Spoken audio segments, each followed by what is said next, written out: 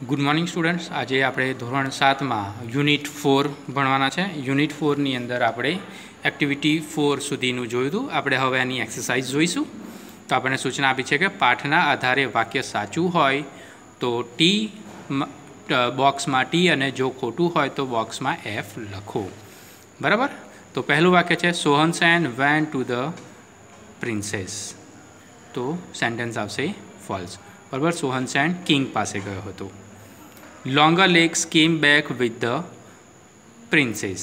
Prince अहीं आप्युं छे। बराबर। प्रिंसेस साथ लईने आव्यो तो अहीं आपणे आप्युं छे प्रिंस, एटला माटे वाक्य खोटुं आवे, फॉल्स।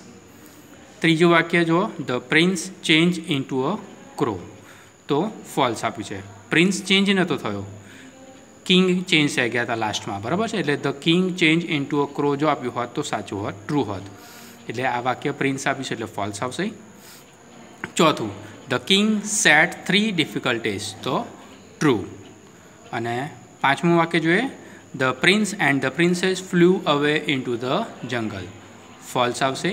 कारण के किंग क्रो बनीने जंगल में फ्लाय करी गया था, एटला माटे अहींया सेंटेन्स छे फॉल्स आवशे। हवे आगळनी प्रवृत्ति जोईशुं।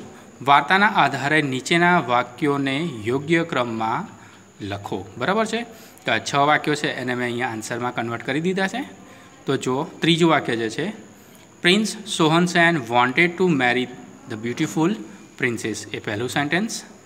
छठा नंबरનું છે બીજું આવશે the king set 3 difficult test, पहलू सेंटेन्स છે ત્રીજું આવશે the king hid the princess on the top of a mountain. चौथું सेंटेन्स જે છે ચોથું જ રહેશે longer legs ran faster than the wind।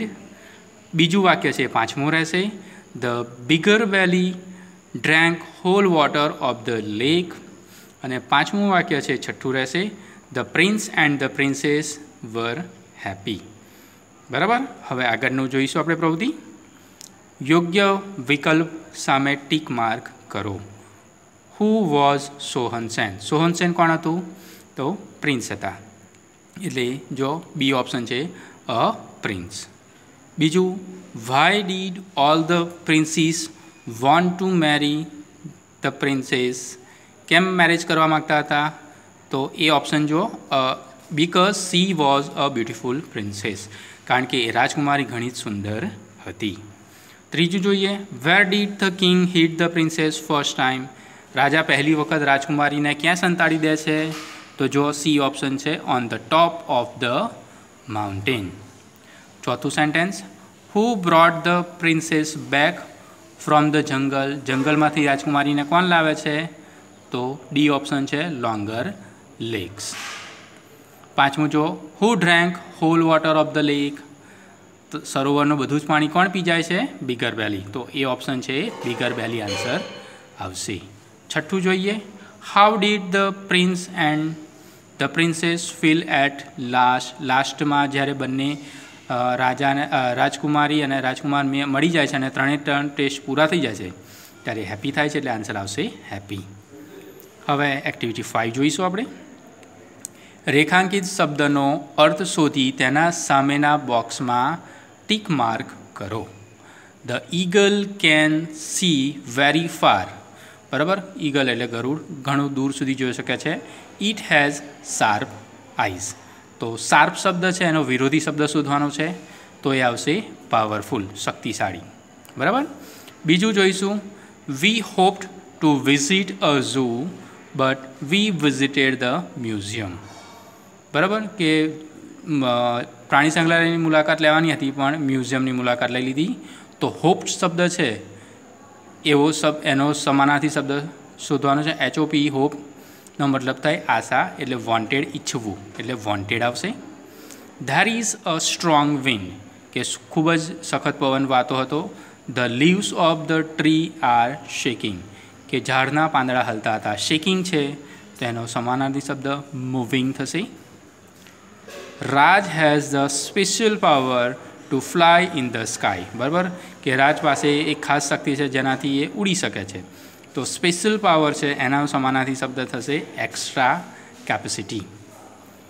पांचमुं जोईए the water turn into ice કે પાણી બરફમાં પરિવર્તિત થઈ ગયું. ટર્ન ઇન્ટુનો સમાનાર્થી શબ્દ થશે ચેન્જ ઇન્ટુ. બરાબર. હવે પાછળની એક્સરસાઇઝ જોઈશું બીજી આપણે કે છઠ્ઠી એક્ટિવિટી જોઈશું. સ્વપ્નિલ અને ગીતાંશ પોતાના વજન, ઊંચાઈ વગેરે માપે છે અને પોતાની રીતે નોંધે છે. વિગતો પરથી તેઓ કેવો સંવાદ કરે છે તે જોઈએ.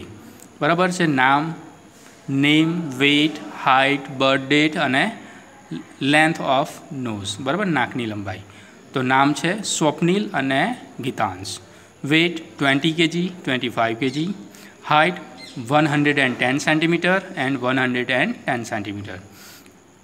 Birth date 24th October 2001. Same 26 October 2001. લંબાઈ જુઓ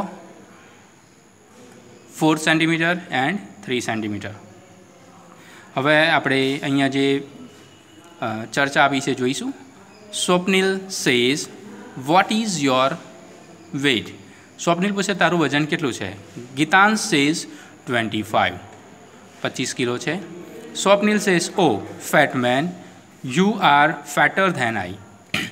એટલે સ્વપ્નિલ કહે છે કે ઓ જાડા માણસ, તું મારા કરતાં જાડો છું. કેમ એવું કીધું? કારણ કે ગીતાંશનું 25 કિલો વજન છે અને સ્વપ્નિલનું 20 કિલો વજન છે. આગળ જોઈશું. Geetansh says your nose, look at your nose, it is longer than my nose. એટલે ગીતાંશ કહે છે તારા નાક તરફ જો, તારું નાક મારા નાક કરતાં લાંબુ છે. જોઈએ 3 centimeter અને 4 centimeter. Swapnil says don't talk with me in this way. એટલે કહે છે કે તું મારી સાથે આવી રીતે વાત કરીશ નહીં. You are younger than I, કે તું મારા કરતાં નાનો છું. Geetansh says what's your birth day.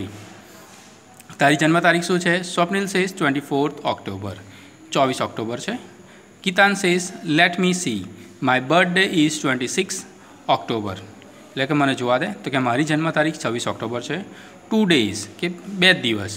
And you say that you are older than આઈ. અને તું કહેશું કે તું મારાથી મોટો છું. 2 દિવસનો ડિફરન્સ એ કંઈ બહુ વધારે કહેવાય નહીં. Swapnil says sorry but look at the height. જો હાઇટ તરફ જો.